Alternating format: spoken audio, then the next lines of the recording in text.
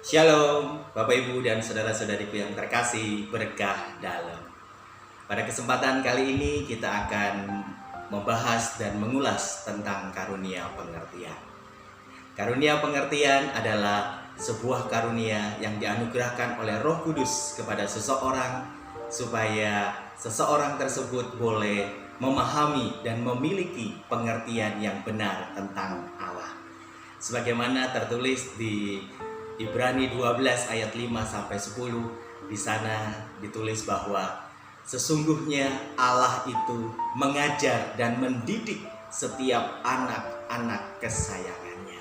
Dan melalui itu semua Allah menjadi Bapa yang akan mengajarkan segala sesuatu yang Ia kehendaki untuk boleh dimengerti dan dipahami oleh anak-anak. Demikian juga di dalam Yohanes 15 ayat 15, ketika Yesus mengatakan kepada para rasul, "Aku tidak menyebut kamu lagi hamba, tetapi aku menyebut kamu sebagai sahabat. Dan sebagai sahabat, aku akan memberitahukan semua yang aku ketahui kepada sahabat-sahabatnya."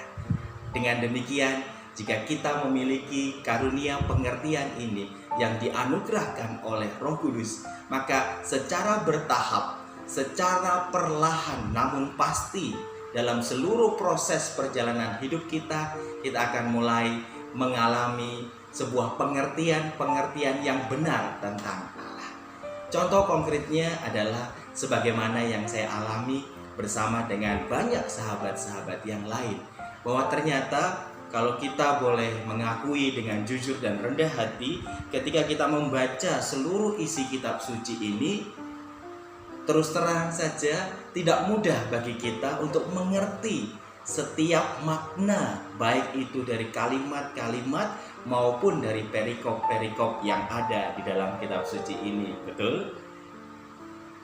Tidak mudah bagi kita untuk langsung memahaminya begitu saja. Sebagaimana kalau kita membaca sebuah koran, atau kita membaca sebuah majalah, atau mungkin ketika kita menonton sebuah berita di TV, atau bahkan mendengarkan sebuah kabar dan berita yang secara manusiawi bisa saja saat itu kita langsung mengerti dan memahami apa isi dan pesan yang terkandung dari dalam berita tersebut. Tetapi ketika kita membaca kitab suci, tidak mudah bagi kita untuk langsung memahaminya. Disinilah peran dari karunia pengertian itu. Dan Roh Kudus ini diutus serta dicurahkan kepada kita untuk memberikan karunia pengertian ini, yang merupakan salah satu bagian dari sabta karunia Roh Kudus. Dan itu sesungguhnya sudah ada di dalam diri kita sejak kita dibaptis. Dengan demikian sebenarnya yang perlu kita lakukan adalah mari kita terus berdoa dan menjalin relasi pribadi dengan Allah, serta terus saja membaca kitab suci ini. Sekalipun mungkin pada hari-hari ini kita belum tentu langsung mengerti dan memahami, namun percayalah, setiap firman Tuhan itu akan tertulis dan terpatri di dalam loh hatimu, dan nanti firman itu sesuai dengan rahmat dan karunia pengertian dari Tuhan ini, itu akan menyingkapkan dan memberikan pengertian-pengertian serta pemahaman-pemahaman itu bagi kita. Sebagaimana juga di kitab Amsal 3, di sana tertulis seperti ini: "Hai anakku, janganlah engkau melupakan ajaranku, dan biarlah hatimu memelihara perintahku. Karena panjang umur dan lanjut usia serta sejahtera akan ditambahkannya kepadamu. Janganlah kiranya kasih dan setia meninggalkan engkau, kalungkanlah itu pada lehermu, tuliskanlah itu pada loh hatimu, maka engkau akan mendapat kasih dan penghargaan dalam pandangan Allah serta manusia. Percayalah kepada Tuhan dengan segenap hatimu, dan janganlah bersandar kepada pengertianmu sendiri." Bapak, Ibu, dan saudara yang terkasih, karena sebagai manusia kita memiliki akal budi, kita akan memiliki pengertian-pengertian yang kita peroleh dari pengetahuan-pengetahuan kita selama ini, baik itu dari bangku sekolah maupun dari relasi kita dengan lingkungan di sekitar kita.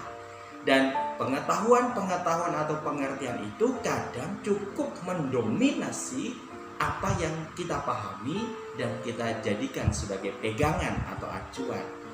Namun di sini di kitab Amsal ini ditulis, percayalah kepada Tuhan dengan segenap hatimu dan janganlah bersandar kepada pengertianmu sendiri. Disinilah yang dimaksud dengan pengertian yang dari Allah, yaitu dengan karunia pengertian kita akan memahami pengertian-pengertian yang berasal daripada Allah yang akan menyempurnakan pengertian-pengertian yang kita miliki.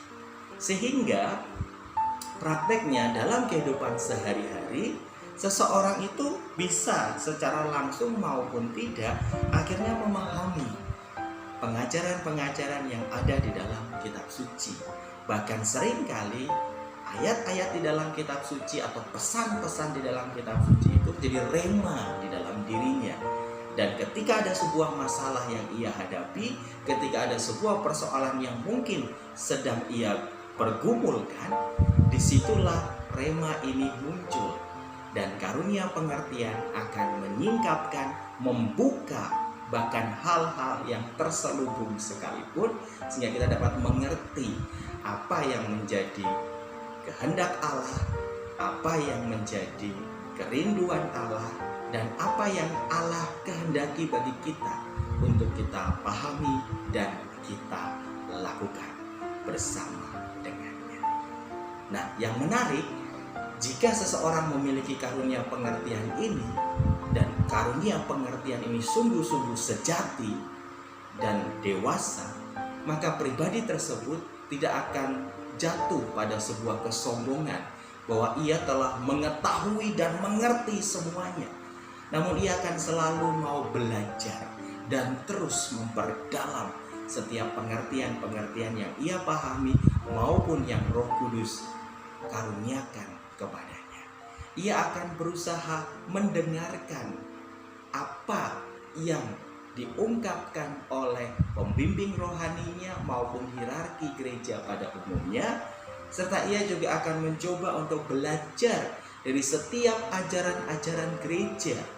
Setiap magisterium gereja itu akan ia coba untuk pelajari dan pahami juga, karena semuanya itu akan melengkapi karunia pengertian yang telah ia miliki. Jadi ia tetap menjadi pribadi yang rendah hati dan mau mendengarkan serta terus belajar dan memahami. Ia tidak menjadi sombong dan sok tahu, seolah-olah sudah mengetahui semuanya, sudah memahami semuanya. Dan satu lagi karunia pengertian yang luar biasa manifestasinya di dalam hidup seseorang yang terus merindukan kasih Allah dan pertumbuhan rohani adalah seringkali pribadi tersebut bisa juga mengalami sebuah pengalaman-pengalaman mistik ketika ia berelasi dengan Allah secara pribadi. Dan disitulah karunia pengertian ini juga bekerja. Roh Kudus menyampaikan dan mengajarkan pengertian-pengertian misteri-misteri kerajaan Allah kepada pribadi tersebut. Karena itu pula yang disampaikan oleh Yesus kepada para rasul dan kita semua, bahwa apabila ia datang, yaitu Roh Kudus sang penolong dan penghibur itu, ia akan mengajarkan segala sesuatunya kepadamu dan ia akan mengingatkan apa yang telah kukatakan kepadamu. Maka mari Bapak Ibu dan Saudara yang terkasih, kita cintai karunia pengertian ini, kita rindukan dan terus bersama dengan rahmat Allah kita tumbuh kembangkan, karena karunia pengertian ini sangat bermanfaat bagi hidup kita dan juga bagi proses perjalanan hidup kita menuju kepada kesempurnaan pertumbuhan rohani bersama Allah Bapa. Karena Allah Bapa, Yesus dan Roh Kudus adalah sahabat kita, maka mari kita terus menjalin relasi itu sehingga kita akan semakin memperoleh pengertian-pengertian yang mendalam yang seturut dengan kehendaknya akan dikaruniakan kepada kita semua. Amin. Tuhan memberkati.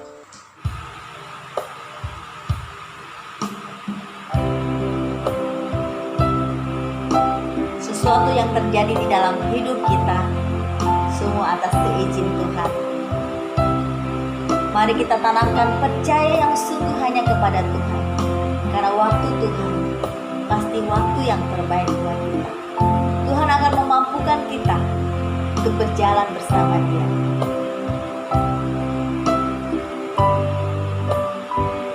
Bila Kau izinkan sesuatu terjadi, ku percaya semua untuk kebaikanku. Bila nanti telah tiba waktumu, ku percaya kuasa-Mu memulihkan hidupku.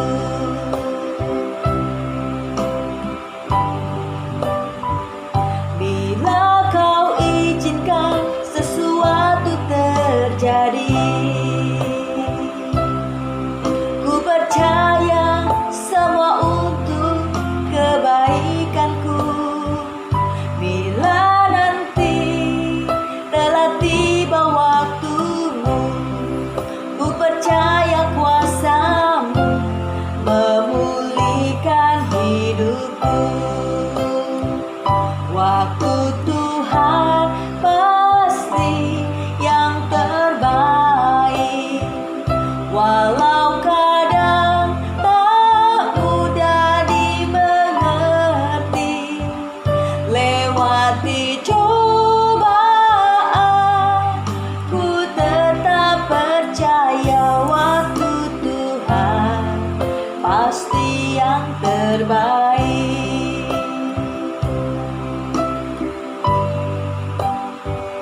Waktu Tuhan pasti yang terbaik, walau kadang tak mudah dimengerti. Lewati cobaan, ku tetap percaya waktu Tuhan pasti yang terbaik. Lewati cobaan, ku tetap percaya waktu Tuhan pasti yang terbaik. Waktu Tuhan pasti